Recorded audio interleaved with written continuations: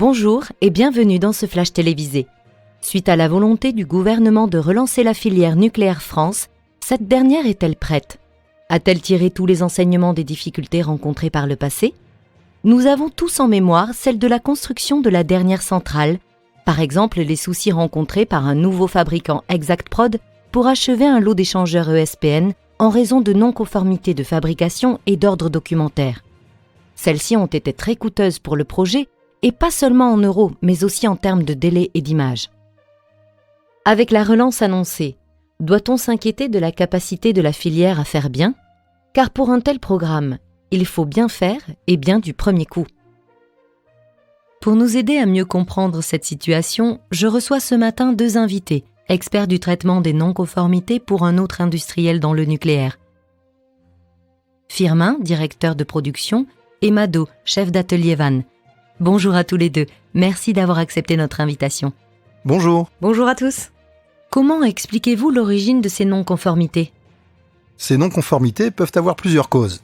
Par exemple, le fait que ce fabricant soit un acteur récent du nucléaire dans ce contexte de relance. Des difficultés à recruter du personnel qualifié peuvent être à l'origine d'un non-respect des modes opératoires.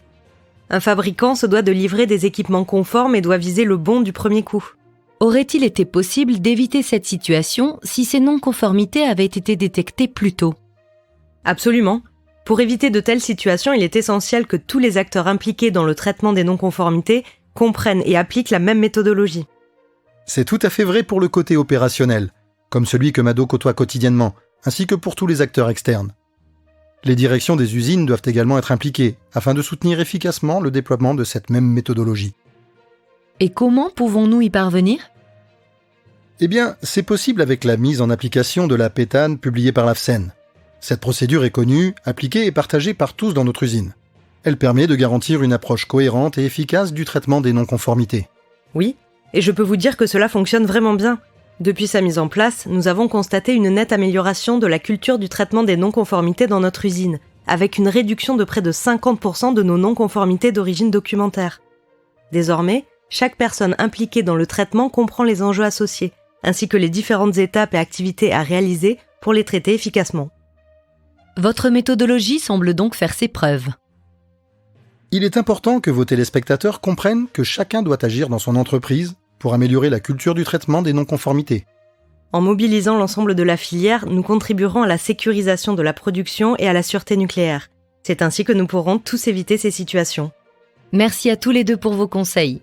Et pour ceux qui souhaitent en savoir plus sur ce sujet, j'ajoute que nos invités ont participé à la création d'une formation filière novatrice avec l'AFCEN sur la PETAN.